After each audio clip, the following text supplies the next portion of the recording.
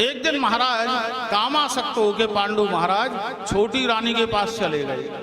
प्राणांत हो गया, साफ था, मृत्यु को प्राप्त हो गए, प्राणांत हो गए। अब देखो जरा कि विधवा बुआ कुंती, पति भी मर गए। माद्री ने देखा मेरे कारण से मेरे पति की मृत्यु हुई है, तो माद्री भी पति के साथ सती हो गई।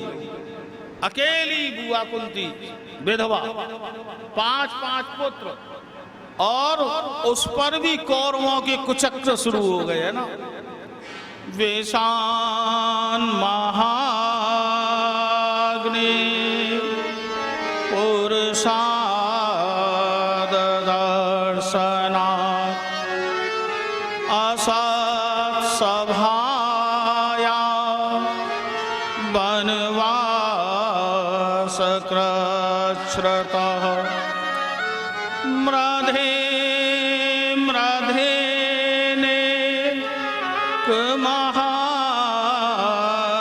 महारथास्त्रतो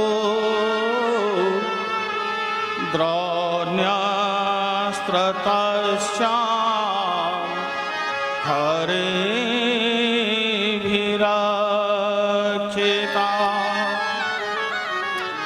वेशान महाग्नि पुरुषाद दर्शना। कौरवों के कुचक्र, कभी भीम को भिस्वरे लड्डू खिला देते हैं, कभी लाक्षा भवन की अग्नि में जलाते हैं, कभी महाराज भीम को डुबा करके मारने का प्रयास करता है दुर्योधन, कभी महाराज वनवास, कभी अज्ञातवास, है ना। कदम कदम पर धोखे ही धोखे, छल ही छल। कुंती बुआ कहती हैं कन्हैया, जब जब हमारे जीवन में आपत्ति आई तब तब तुम दौड़ करके मेरे जीवन में आ गए और हर आपत्ति से विपत्ति से तुमने रक्षा की, हर आपत्ति विपत्ति से रक्षा की। और तो और जब मेरी पुत्र वधू द्रौपदी, जब उसकी लज्जा का हरण हो रहा था, तो उस समय भी पूरी सभा में कोई आगे उठ के नहीं आया, है ना।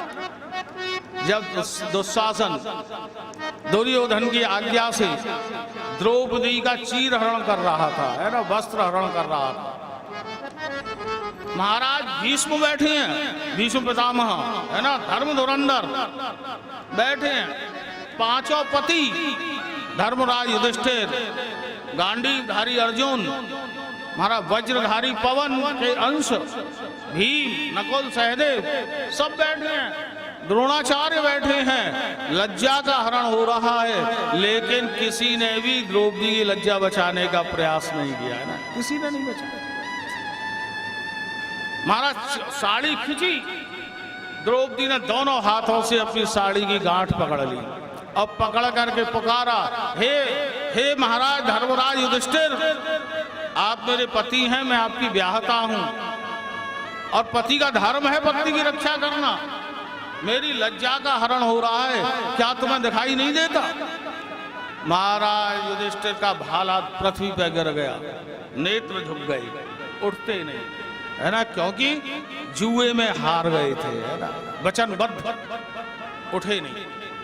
गांडीवधारी अर्जुन, तुम तो मुझे जीत करके लाए थे स्वयंवर में से, तुम्हारी गांडीव का क्या प्रत्यंचा टूट गई? महाराज मालूम पड़ा जैसे अर्जुन का गांडीव कुंठित हो गया, नेत्र झुके हैं। महाराज भीम की महाराज वज्र, उनकी गदा इतनी भारी हो गई कि भीम से हिलती भी नहीं और गर्दन झुकाई नीचे बैठे रहे। नकुल सहदेव की तलवार म्यान से बाहर नहीं निकलती है, सब झुके, नेत्र झुकाए बैठे हैं। भीष्म पितामह, ये तो वचनबद्ध हैं, ये तो जुआ में मुझे हार चुके हैं, लेकिन आप तो धर्म धुरंधर हैं, आप तो हमारे कुल के सबसे बुजुर्ग महापुरुष हैं, क्या आपको ही मेरी लज्जा का रण नहीं दिख रहा? भीष्म पितामह भी नीचे नेत्र कर के बैठ गए। कुलगुरु द्रोणाचार्य, कोई नहीं, सबसे प्रार्थना की, कोई नहीं आया आगे बढ़ करके। तो द्रौपदी ने क्या किया, दोनों हाथों से साड़ी की गांठ पकड़ ली। देखा कोई मेरी लज्जा नहीं बचाता, नेत्र ऊपर उठाए और ऊपर उठा करके अब से केवल और केवल भगवान कृष्ण को याद किया, भगवान कृष्ण को पुकारा। श्री कृष्ण द्वारिका वासी कृष्ण गोपी जना प्रिय कौरवहि परिभूता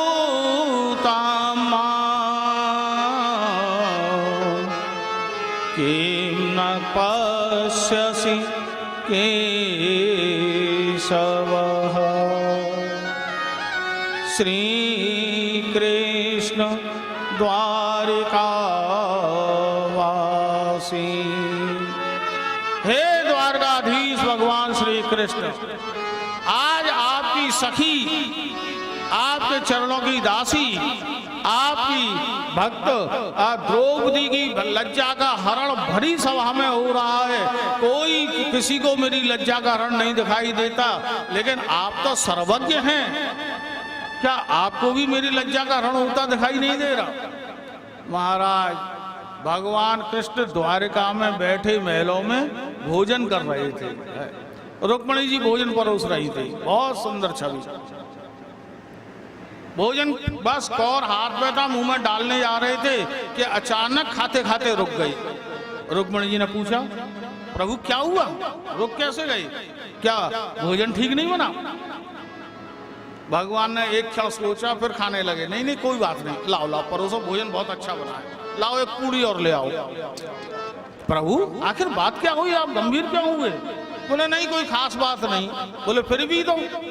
बोले हस्तिनापुर में द्रौपदी की लज्जा का हरण हो रहा है और वो मुझे पुकार रही है, चलो चलो करने दो उसे, तुम तो भोजन लाओ मैं भोजन करूं।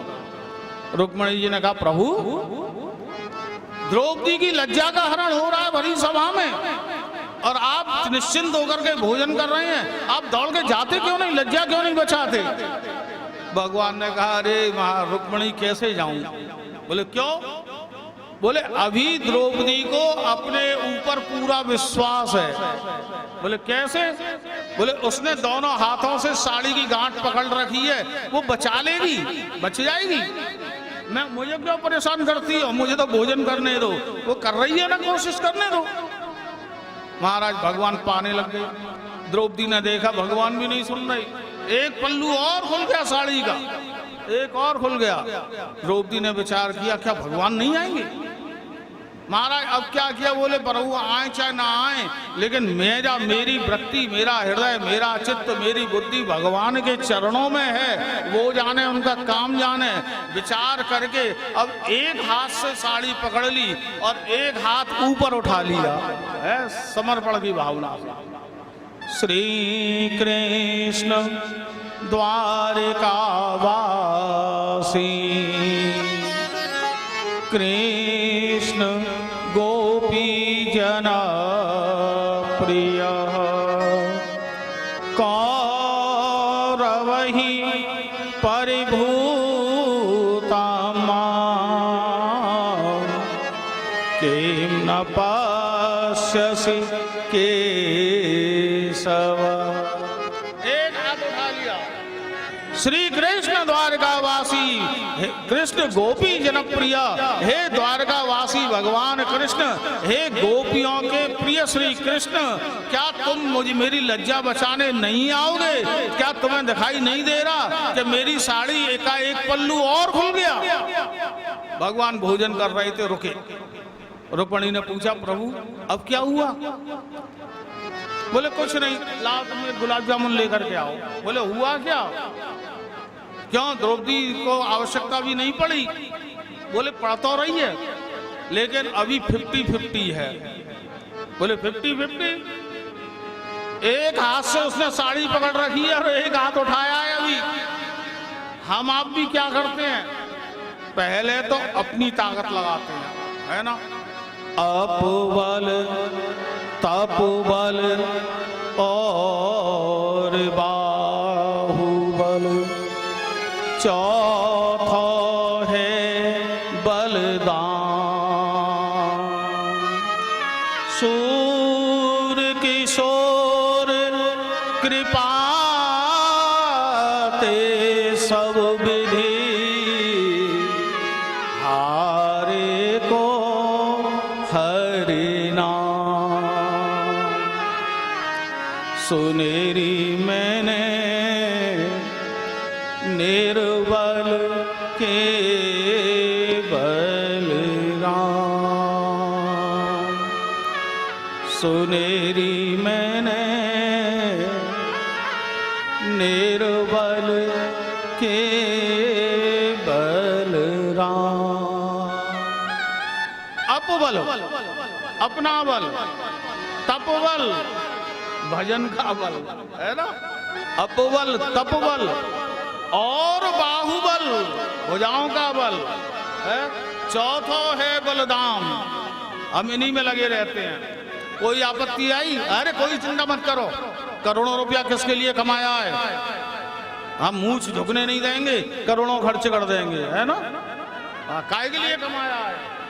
लेकिन जब नोटों से काम नहीं चला, बोले अच्छा नोटों से नहीं मानता, ये जानता नहीं हमारी पहुंच कितनी बड़ी है। बाहुबल जाने तो दो, जेल से बाहर नहीं निकलने देंगे, जेल में पूरी जिंदगी काटेगा। काम नहीं चला, है ना, नहीं चला। तपबल, धन भी गया, फोर्स भी गई। वृंदावन में महाराज जी को टेलीफोन लगाया, महाराज जी अनुष्ठान बैठाओ, विपत्ति बढ़ रही है, अनुष्ठान बैठाओ, दिक्कत ज्यादा हो गई, नोटों से काम नहीं चल रहा, सोर्स से भी काम नहीं चल रहा। तो बोले क्या किया, तपोबल, है ना। अपबल तपोबल और बाहुबल, चौथा है बलदाम। जब सब हर विधि से हार जाए तो हारे को हरि नाम। जब कुछ सामर्थ्य नहीं रहती तब अंत में जीव भगवान को पुकारता है।